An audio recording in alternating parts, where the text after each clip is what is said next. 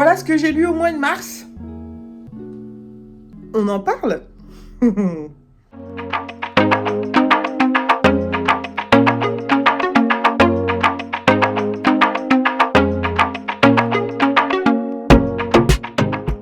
Hey, salut tout le monde, j'espère que vous allez bien. Je vous retrouve aujourd'hui pour vous parler des lectures que j'ai faites au mois de mars. Elles sont au nombre de 12. On commence tout de suite.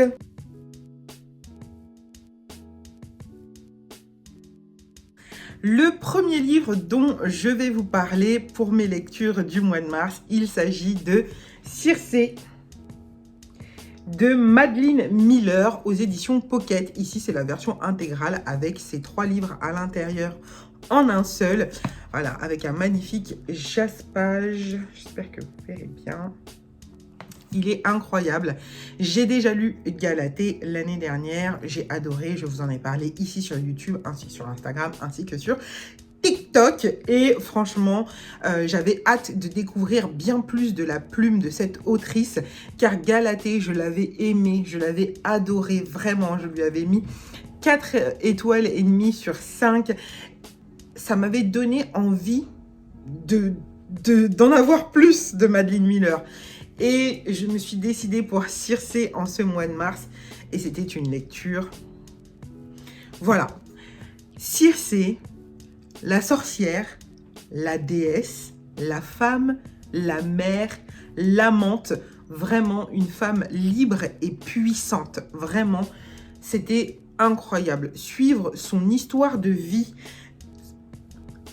du début jusqu'à la fin, c'était juste dingue, avec plein de mythes qui l'entourent, Scylla et bien d'autres, Ulysse, etc., etc. J'ai adoré. C'était incroyable. C'était féministe. C'était empreint d'histoire, de beauté, de spiritualité. J'ai aimé cette lecture. J'ai aimé vraiment cette lecture. Ce fut incroyable. Je vous le conseille si vous êtes comme moi et que vous aimez les récits qui prennent leur temps, qui développent leurs personnages, qui nous emmènent dans des univers dont on a peut-être rêvé un jour. Je vous le conseille et surtout, il est féministe.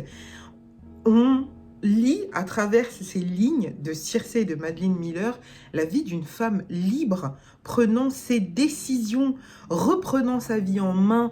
Bien sûr, il y a énormément d'hommes qui gravitent autour d'elle, mais elle a quand même son pouvoir de décision, le pouvoir de faire des choix et de vivre sa vie comme elle l'entend. Bref, j'ai adoré. Au mois de mars, j'ai aussi lu le tome 2 de Country Diary de Aya Isino aux éditions Akata. C'était obligé que je le lise avant la fin de l'hiver. J'avais lu le tome 1 en plein hiver alors qu'on est sur les saisons de printemps et d'été. Là, on est sur les saisons d'automne et d'hiver. C'est une petite duologie vraiment super sympa, hyper doudou, cocooning, cosy, vraiment douce, où on va suivre 2 jeunes hommes. Un qui est un ancien professeur de botanique ou d'agriculture, je sais plus trop, et un autre qui est menuisier, qui sait faire des merveilleuses choses de ses mains. Et en fait, un des 2 personnages, donc le professeur, achète une propriété dans la ville où vit le menuisier, et il va se mettre à cultiver ses terres et à devenir tout simplement agriculteur. Et je trouve ça juste génial, quoi. Voilà, j'ai adoré suivre leurs petites aventures. J'en aurais aimé tellement plus, vraiment, j'aurais voulu qu'il y ait 4 tomes, 6 tomes, tellement c'était incroyable à lire. Donc je vous en dis pas trop, là c'est un tome 2, mais franchement, il vaut le détour si vous aimez comme moi les petites lectures doudou, douces, les romans et les graphiques d'ambiance. Moi j'adore ça. Je vous conseille Country Diaries. Voilà, j'ai aussi lu La psy de Freda McFadden, que j'ai beaucoup aimé aux éditions City. Et j'ai passé un très bon moment de lecture. On est sur un thriller. Vous connaissez Freda McFadden par sa saga La femme de ménage et tous les tomes qu'il inclut. Il y en a 4 à ce jour. Et que je lis aussi en parallèle. Je n'ai pas terminé la saga, mais je les lis en parallèle. Et ben, je dois avouer que j'ai préféré La psy à La femme de ménage. Voilà. On va suivre un jeune couple, Tricia et Ethan. Tricia et Ethan qui viennent pour visiter une ancienne maison qui est assez isolée, loin dans la campagne, qui est l'ancienne maison d'une psy qui s'appelait Elisabeth. Adrienne, n'importe quoi. Adrienne Hale. Et cette psychologue, elle a disparu il y a 4 ans, en fait. On ne l'a jamais retrouvée et du coup, sa maison est en vente et ils viennent la visiter. Et vous vous imaginez bien que tout ne va pas se passer comme prévu. Franchement, j'ai beaucoup aimé. J'ai beaucoup apprécié ma lecture. Voilà. La structure chez Freda McFadden est toujours un peu la même. Hein. Voilà. On fait parler les personnages principaux gentils d'un côté et les personnages principaux plus mystérieux de l'autre. Voilà. Moi, j'ai bien aimé. Je trouvais ça intéressant. Donc, d'un côté, c'est Tricia qui nous raconte. De l'autre, c'est la psy. Adrienne qui va nous raconter son histoire de vie. Et chemin faisant, on va découvrir des choses qui se sont passées dans la maison avec la psy. Le passé de Tricia et son mari qui viennent visiter la maison, etc., etc. Moi, j'ai beaucoup aimé. Mais la structure est assez redondante chez cette autrice. Ce qui, moi, ne me gêne pas. Je passe des très bons moments lecture à chaque fois. Et c'est ce que je demande, en fait. Voilà. Je demande juste de passer un bon moment. La prof est sortie. Je pense me le prendre incessamment sous peu. Voilà. Dans un tout autre registre, j'ai lu Résister de Salomé Saké aux éditions Payot. C'est un service presse que j'ai reçu de la part de la maison d'édition. Je les remercie énormément s'ils passent par là. Merci, merci, merci beaucoup. Et je ne sais pas ce que vous attendez pour le lire. Je vais juste vous lire la 4e de couverture. Voilà. L'extrême droite est aux portes du pouvoir. Dans les urnes comme dans les esprits, ses thèmes sont narratifs et son vocabulaire s'impose. Il est encore temps d'inverser la tendance à condition de comprendre les rouages de cette progression et de réagir rapidement. Si vous n'êtes pas raciste, si vous n'êtes pas problématique, si vous êtes bien avec vous-même et avec les autres, je pense que vous ne votez pas pour l'extrême droite. Sinon, posez-vous vraiment des questions. Ce truc-là de patriotisme bizarroïde qui estime que les étrangers ne doivent plus rentrer en France alors que nous sommes tous des étrangers ici en France. Oui, l'histoire géo, ça compte. Allez remettre le nez dans vos livres. Ça compte vraiment beaucoup. Lisez Résister de Salomé Saké. Elle ne fait pas que dénoncer ce qui se passe avec l'extrême droite, elle donne aussi des clés pour pouvoir parler aux gens qui votent pour l'extrême droite. Je trouve qu'elle fait preuve de bienveillance dans ce livre, vraiment. Elle pointe aussi les médias, les journalistes du doigt qui ont laissé tout ça s'engouffrer. Donc, lisez. Lisez-le. Voilà, lisez-le. Il coûte 5 €. C'est rien. Il est très court. Il est même, je l'ai vu même en audio. Si vous ne voulez pas le lire papier, il est même en audio. Donc, voilà. Encore un grand merci à Payot pour cet envoi essentiel. Essentiel. J'ai aussi lu au mois de mars la saga Cruel garçon perdu de Niki Saint-Croix, le tome 4 qui se nomme The Fire Prince aux éditions Roncière.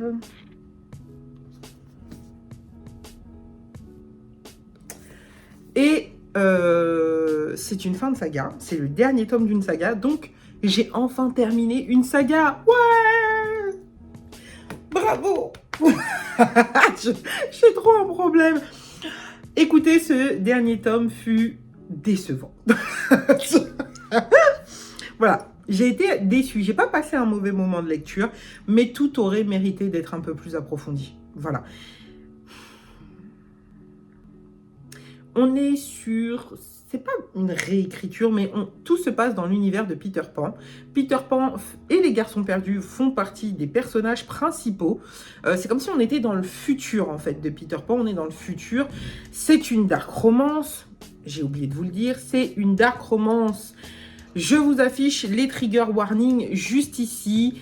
Si vous n'êtes pas majeur, évidemment, je ne sais pas ce que vous regardez, passez au livre suivant ou pas. Mais vous n'avez rien à faire là, voilà. Et si vous êtes des adultes, mais que les sujets qui concernent ces trigger warnings vous trigger, passez votre chemin. Ne lisez pas des livres pour vous faire du mal. Vraiment, ne faites pas ça. Vraiment pas. Je me sens, j'en ai déjà parlé à plusieurs reprises ici sur ma chaîne, je me sens bien de lire de la dark romance. Je sais que c'est pas le cas de tout le monde n'aime pas ça et je comprends totalement. Je ne juge personne sur ses lectures, ne me jugez pas sur les miennes et tout ira très bien. Voilà, si vous n'aimez pas la dark romance, vous pouvez passer à un livre suivant. Donc, on est sur quelque chose qui est dans le futur de Peter Pan et on va les suivre dans la quête et la recherche de Peter Pan. Alors, c'est un tome 4, hein, je suis désolée. Le tome 1 est loin, mais j'en ai déjà parlé dans d'autres vidéos YouTube ainsi que sur Instagram, etc. Donc, vous pouvez retrouver mes avis lecture sur le premier tome, sur mon compte Instagram, sur mon TikTok ainsi que sur YouTube si vous remontez. Mais ce 4e tome fut assez décevant. Et je sais qu'il y a une autre saga qui est sortie chez la même maison d'édition dans le même univers avec certainement des personnages qu'on connaît. Je vais passer mon tour. Ça m'a suffi. Merci Madame Sankro pour vos écrits. J'ai passé des bons moments en lecture de manière générale. Mais c'est fini pour moi cet univers-là. Voilà, on passe au prochain livre. Au mois de mars, j'ai aussi lu Féminisme et pop culture de Jennifer Padjami aux éditions Stock. Mais il existe aussi en poche chez les éditions Point. C'est un livre que j'ai adoré, je l'ai annoté. Jennifer Padjami, dans ce livre, dans cet essai, va nous expliquer la relation entre le féminisme d'aujourd'hui et la pop culture qui est hyper importante et que nous consommons au quotidien, que ce soit à travers les séries, la musique, l'art de manière générale, les réseaux sociaux et les films et bien d'autres choses. Voilà. Et franchement, c'était super génial. J'ai adoré ce récit. Jennifer Padjami nommait aucune femme et on est sur un récit de féminisme intersectionnel, ce qui devrait être, à mon sens, le seul féminisme. Voilà. On parle de femmes, on parle aux femmes, donc toutes les femmes sont concernées. Toutes les femmes racisées, noires évidemment, les femmes blanches, ça me paraît évident, mais aussi les femmes handicapées, les femmes de la communauté LGBTQIA+, les femmes transgenres. Je le souligne bien celui-ci parce que ce sont des femmes à mon sens à moi, et si ce n'est pas le cas pour vous, vous pouvez vous désabonner et partir. Voilà. Et c'était juste hyper rafraîchissant, hyper sympa. Elle nous écrit dans cet essai sa vision des choses, sa perception et ce qu'elle a compris et aussi avec ses propres références. Il y a des références que je ne connaissais pas dans ce livre, mais ça n'empêche en rien la compréhension. Et franchement, c'était super intéressant. Il est divisé en 3 parties.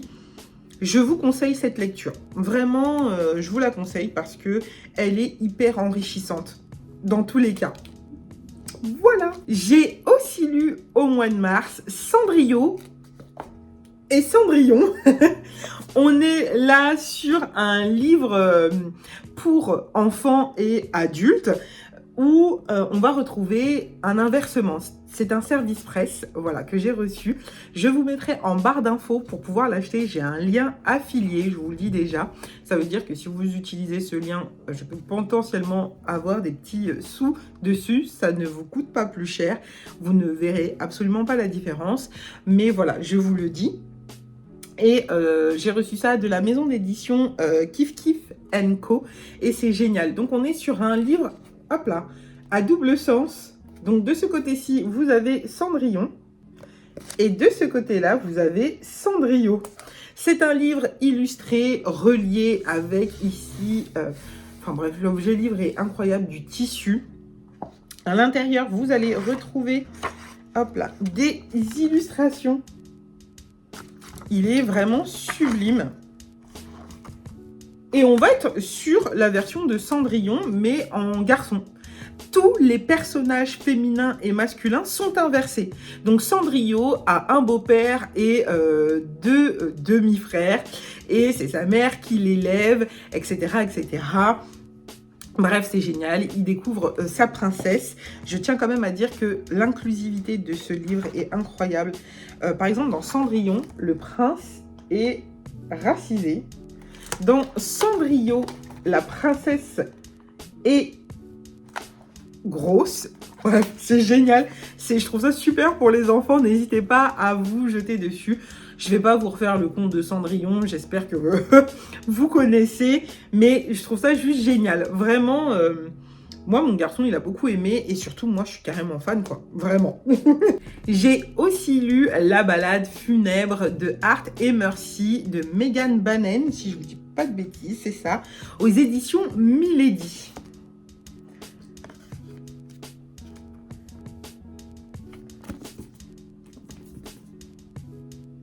Franchement, ce fut un très bon moment de lecture. C'est pas une lecture waouh, vous comprenez ou pas? Mais c'est une lecture qui fait le job et qui fait qu'on passe un bon moment. Et c'est ce que je lui demande. L'histoire d'amour est assez convenue. On est sur deux bully lovers. Parce qu'ils sont aussi véhéments l'un envers l'autre. Mais on n'est pas non plus sur un enemy to lovers. Vous voyez ou pas? Loin de là même. Ils s'agacent mutuellement, profondément, et ça va se transformer en complicité. Et vous imaginez la suite, on est sur une espèce de romantécie avec des créatures magiques et féeriques. Et ça, c'était vraiment super. L'univers est vraiment super sympa. Moi, j'ai beaucoup aimé, au point même de vouloir acheter la suite et de continuer... c'est pas vraiment une saga, vous savez, chaque tome a des personnages, on pourrait les lire indépendamment les uns des autres, mais ça me donne envie de continuer. J'ai vraiment bien aimé ce petit moment. Donc on va suivre Art, qui est un ranger chargé de patrouiller dans leur univers, et Mercy qui tient avec son père des pompes funèbres. Voilà, et franchement je trouve ça trop stylé. Et franchement, c'était vraiment super sympa. Chacun va devoir trouver sa place et se battre contre ses démons, j'ai envie de dire. Mais c'est vraiment super, super intéressant. Donc, si ça vous dit, n'hésitez pas. Moi, j'y retournerai avec le plus grand des plaisirs. J'ai lu au mois de mars Alabama 1963 de Ludovic Manchette et Christian Niemiec, j'espère que je prononce bien le nom des auteurs, aux éditions Pocket. Pour vous dire la vérité, j'ai retourné ce petit passage pour ce livre-là, ça fait 20 fois. Je vous jure que je supprime, que je retourne, que je supprime, que je retourne, parce que je n'ai pas aimé ma lecture. Je n'ai pas aimé ma lecture parce que j'ai un problème avec le style de l'écriture ou je sais pas trop quoi. Ce livre, il fait à peu près 350 pages, un petit peu moins de 350, je pense. Et les 100 premières pages de ce livre ne sont que des propos racistes sur des propos racistes. Je vous lis quand même la 4e de couverture et j'essaye d'expliquer pourquoi j'ai pas aimé après. Alabama 1963. Birmingham, Alabama, 1963. Le corps sans vie d'une fillette noire est retrouvé. La police s'en préoccupe de loin. Mais voilà que d'autres petites filles noires disparaissent. Bud Larkin, détective privé bougon, alcoolique et raciste, accepte d'enquêter pour le père de la première victime. Adela Cobb, femme de ménage noire, jeune veuve et mère de famille, s'interroge. Les petites filles, ça disparaît pas comme ça. Deux êtres que tout oppose a priori. Deux êtres que tout oppose a priori. Pardon, je suis tellement dans... Je réfléchis tellement à ce que je vais vous dire que... voilà. Alors, je ne suis pas naïve, comme vous pouvez le lire sur... comme j'ai pu vous le lire sur la 4e de couverture, on est en Alabama en 1963. Rien que ça pose le contexte. C'est-à-dire qu'on est aux États-Unis, en Alabama, à la fin de la ségrégation raciale. Dans les États anciennement confédérés, le racisme est toujours en place et a toujours lieu. Il y a énormément de la population blanche américaine qui sont racistes. Voilà. Ça, on le sait. Les 100 premières pages de ce livre, il n'y a pas une seule page des 100 premières où il n'y a pas des termes racistes. Je suis désolée, hein. On a déjà un contexte avec rien que le titre. Avec le fait que tu nous dises que le détective, il est raciste, on sait déjà. Pourquoi, je suis désolée encore une fois, pourquoi sur ces 100 premières pages, il n'y a pas une seule page, et je dis bien pas une seule page, où il n'y a pas un propos raciste. Tous les blancs de ces 100 premières pages sont racistes, et tous les noirs sont perçus comme stupides. Pardon, c'est quoi ça? Ça a plus de 4 sur Babelio. Il est extrêmement bien noté. Les gens l'ont adoré, en tout cas sur Babelio. Why? Vous aimez les livres trash porn? Parce que c'est du trash porn. Ça ne sert pas le récit. On sait déjà qu'en Alabama, en 1963, il va y avoir un contexte raciste. Je veux bien que tu nous dises qu'il y a des personnages racistes. Ils le sont tous dedans, tous. Tous les blancs. Il n'y a pas de demi-mesure, en fait. Il n'y a qu'à partir des 100 pages qu'on va rentrer un peu plus dans l'enquête et que du coup, on va s'éloigner de tous ces moments racistes que les... Pardon, je suis désolée, j'essaye de contrôler et de vous donner mon avis de manière claire, sensée et tout. Je peux pas, je peux pas, je peux pas. 100 pages où à chaque page, il y a plusieurs fois des blagues racistes, des propos racistes, tout est raciste, voilà. Ça ne sert pas l'histoire. On n'a pas besoin d'autant de dégueulassitude. Oui, j'invente des mots. De dégueulasserie, de dégueulasse, pardon, pour servir l'enquête et le livre. On n'avait pas besoin de ces 100 premières pages-là qui sont du trash porn. Voilà. C'est... Vraiment, je me pose la question de pourquoi les auteurs ont fait ça. Pourquoi s'être autant lâché? Vraiment, je me pose la question. Moi, je peux pas ça. Ça, je peux pas. Je lis des trucs de la dark romance, vous savez, je suis pas quelqu'un d'extrêmement sensible. J'ai lu des livres où il y avait des propos racistes, etc., etc. Mais là, mais pardon, quoi. Ça, là, non. Non. Voilà, on passe à un autre livre. Au mois de mars, j'ai aussi lu le tome 3 de Aya de Yopougon de Marguerite Aboué et Clément Oubrerie. J'espère que je prononce bien leur nom. Et comme toujours, avec Aya, j'ai passé un super moment. J'ai beaucoup rigolé et ça soulève aussi pas mal de thèmes hyper intéressants. Moi, j'aime beaucoup. Alors, je ne vais pas vous spoiler, hein. Aya de Yopougon, c'est une jeune femme qui vit dans la Côte d'Ivoire des années 70. Et on va la retrouver dans tout son quotidien avec ses amis, la vie du village, ses parents, etc. Et franchement, c'est vraiment un bon moment. J'ai adoré. C'était vraiment super sympa. Comme toujours avec Aya. Voilà, j'ai pas grand chose à vous dire parce que c'est un tome 3, donc on va continuer à suivre les peines et les péripéties des personnages. C'était vraiment super bien. Je me suis déjà d'ores et déjà prise le tome 4 que j'ai hâte de lire. Voilà. On passe à mes 2 dernières lectures du mois de mars. J'ai lu le premier et le deuxième tome de Valentina. de Azra Reed aux éditions Hugo dans leur collection Dark Romance. Donc on est sur une Dark Romance qui se passe au Mexique.